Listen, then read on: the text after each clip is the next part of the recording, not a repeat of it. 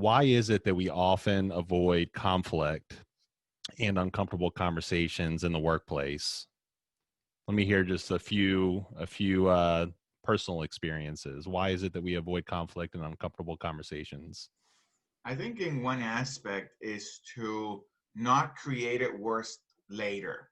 Like if I just survive this and I avoid you, it's probably gonna get better if I don't do it, if I don't do anything. Right. Yeah, I agree. Yeah, fear of that kind of escalation, and that the matters would only get worse by actually approaching the issue. Fear of rejection, maybe.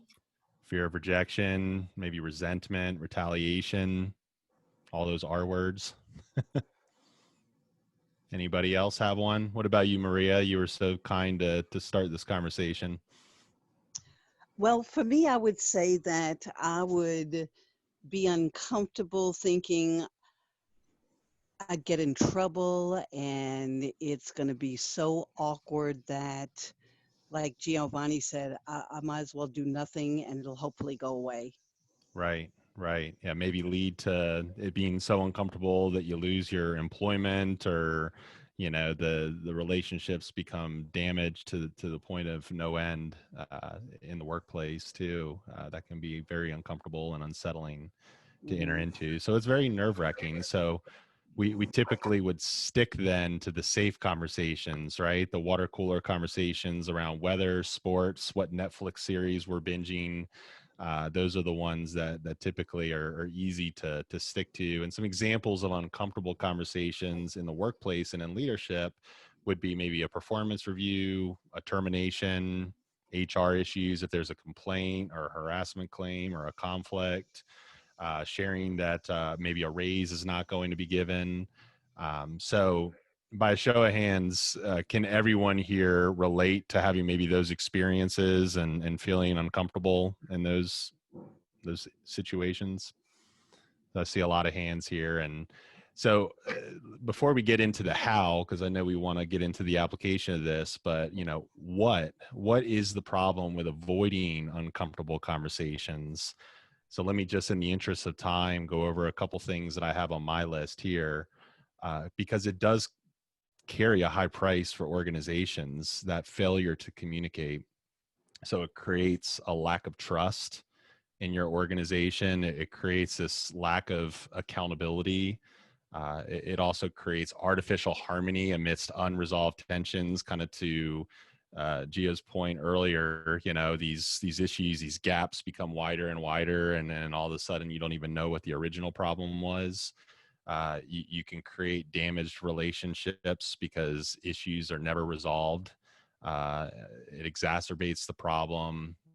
There's unspoken resentment, and people start talking behind each other's backs, and the company culture, of course, suffers, and there's declining results, and you end up being surrounded by people as a leader who are only telling you what they think you want to hear and not the honest truth. And as a leader, you kind of need to know what the honest truth is and what's going on with your team.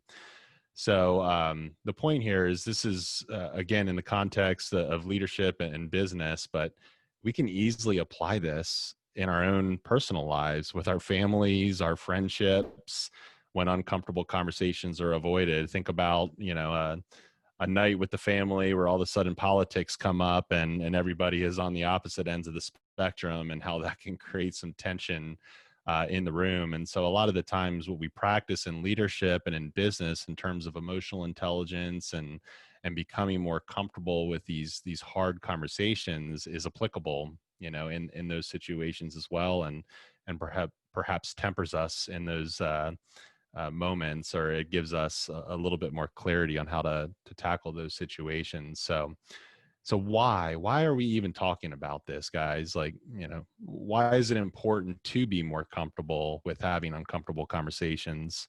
So, if we look at all the things of what are the issues, it's really coming into full circle of how we can approach those. So there's more trust through transparent relationships. There's more accountability because we're able to have healthy debate and tackle hard issues amongst our teams. There's actual alignment and mitigation of the issues before those gaps become way too wide, to Gio's point earlier. The culture improves. There's better relationships. Think about it. I mean, probably some of the greatest influences and friends and family members in your life are the ones that tell you like it is. They don't beat around the bush. And we come to trust and respect those people. You also encourage a safe environment like we're in today, you know, where people around you feel comfortable telling you the information that you need to hear and to grow. And your emotional intelligence continues to grow, which leads to better, you know, interpersonal communication skills, and again, relationships in your own personal life, you know, with your spouse, with your extended family, with your kids, you know, being able to have really difficult conversations.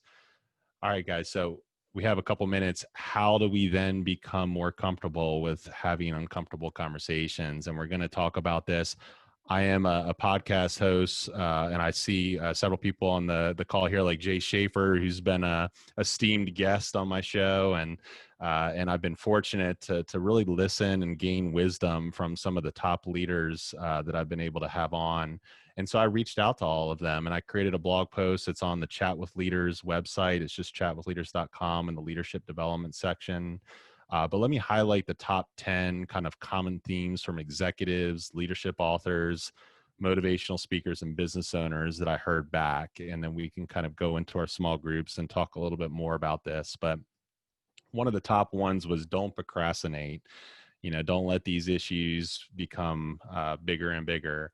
Create safety around what we call radical candor in your environment, meaning that you're able to be truthful and honest in a graceful way. You want to also encourage healthy conflict and healthy debate when it comes to projects or uncomfortable conversations.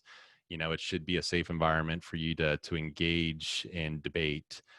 Don't beat around the bush. You know, the longer you wait to share the news, people can see it in your body language. They know if you call a meeting and you ask them to come to your office, there's going to be some, you know, hard conversation that goes with it. So just get to it as quickly as possible. Don't try to sugarcoat it or anything like that, because it's only going to make matters worse.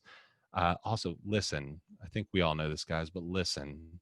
It's really important that we actively listen. Don't jump to conclusions or just wait to speak, you know, and never have a follow-up question to what you're hearing from the person that you're speaking with. You also, it's really helpful to restate an understanding of where the other person is coming from, even if you don't agree, but just an understanding that you can validate them and ask the other person to perhaps tell you more about that, like kind of that probing, that additional follow-up question. And focus on the issue, not the individual. I think, Jay, you probably were one of the people that sent me that one, and that's a really good point. Having empathy and compassion, and again, in 2020, these two words are kind of the best words that we can center in our lives and center in our minds and leadership. I've heard it so often that we need to actually care about where the other person is coming from, and we don't want to own the outcome. You know, I had someone say, leave it to God. I don't, you know, it doesn't matter where your faith background is. In this case, his advice was leave it to God. Don't own the outcome. So don't think about how this is going to end up. Just approach the conversation with love and grace and see where it may take you. And check your own ego and be humble, because, you know, we can all admit, again, that we're uncomfortable with the feeling of being uncomfortable. But that's our own problem, right? We need to be able to resolve that with ourselves and to give the grace to other people, to be honest, have uncomfortable conversations, to have compassion, show that we care, and always approach those hard truths and confront realities with love and respect, make it a safe conversation, and do our best to understand and validate the other person. So I look forward to having more conversation with all of you in our small groups and in a larger context of how we can all become more comfortable with having more comfortable conversations. And trust me when I say it's something that I'm working on just as much as you.